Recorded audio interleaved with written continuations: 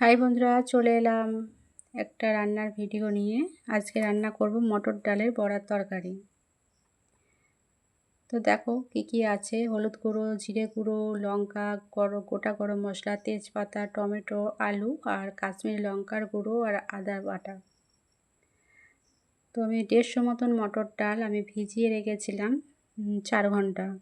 তারপর সেই ডালটাকে মিক্সিতে ভালো করে পেস্ট করে নিলাম। এরপর ওই ডালের মধ্যে দিয়ে দিলাম লবণ আর হলুদ গুঁড়ো। তারপর ডালটাকে ভালো করে ফেটিয়ে নেব। যত ডালটা ভালো ফেটানো হবে তত তরকারিটা খেতে ভালো হবে। তারপর কড়াইতে তেল দিয়ে বড়াগুলো বেশ লাল লাল করে এপাশ ওপাশ করে ভেজে নেব।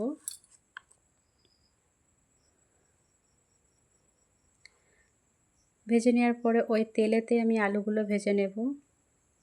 তারপর দেখো দিয়ে দিলাম, ওই তেলেতেই দিয়ে দিয়েছি 2টো শুকনো লঙ্কা আর তেজপাতা। লঙ্কা আর এই তেজপাতাটা একটু লাল লাল হলে ওর মধ্যে দিয়ে দেব গোটা গরম মশলা।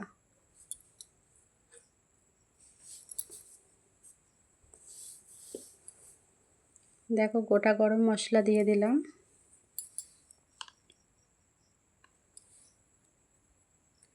তারপর দিয়ে দেব 5 ফোড়ন। আমি রান্নাটা জিরে ফোড়ন দিইনি, 5 ফোড়ন দিয়ে রান্না করছি।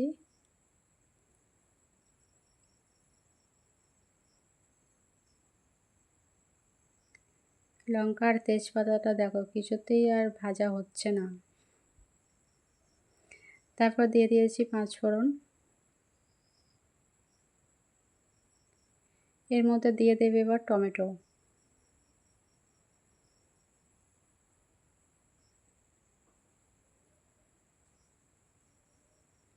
টমেটোটা একটু লাল লাল হয়ে আসলে এর মধ্যে সব মশলাগুলো দিয়ে দেব।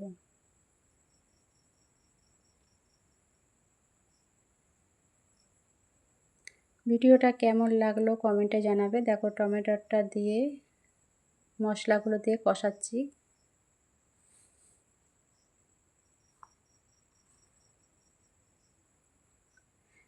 কষাতে কষাতে যখন তেল ছেড়ে আসবে তখন ওর মধ্যে আলুগুলো দিয়ে দেব।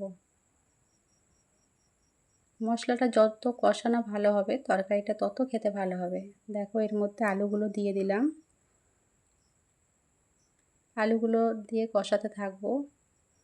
আমি লবণ দিয়ে ঢাকা দিয়ে দিয়ে কষিয়েছি যাতে আলুগুলো সিদ্ধ হয়ে যায়। লবণ দিয়েছি আর ঢাকা দিয়ে কষিয়েছি।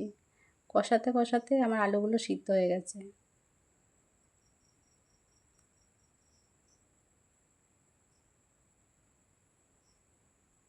বড়াগুলো দেখো ওই সাইডে তুলে রেখে দিয়েছি। তারপর এর মধ্যে দিয়ে দেব জল। অনেকটাই জল দিয়েছি কারণ বড়াগুলো না জলটা টেনে নেবে, তার জন্য অনেকটাই জল দিয়েছি। দেখলাম আমার জলটা কম কম লাগছে, ওর জন্য আরেকটু জল দিয়ে দিয়েছি।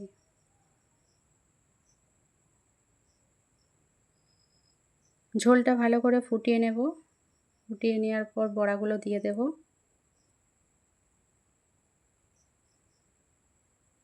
দেখো বড়াগুলো দিয়ে দিয়েছি।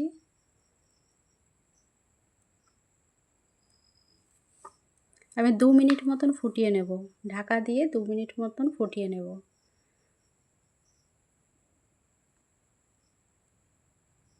তারপরে নামানোর আগে দিয়ে দিলাম গরম মশলা। নামানোর আগে গরম মশলার গুঁড়োটা দিয়ে দেব।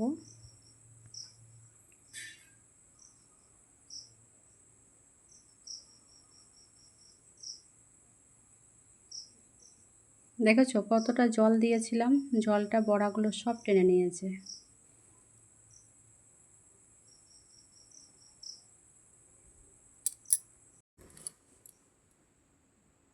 তৈরি হয়ে গেল আমার মটর ডালের বড়া।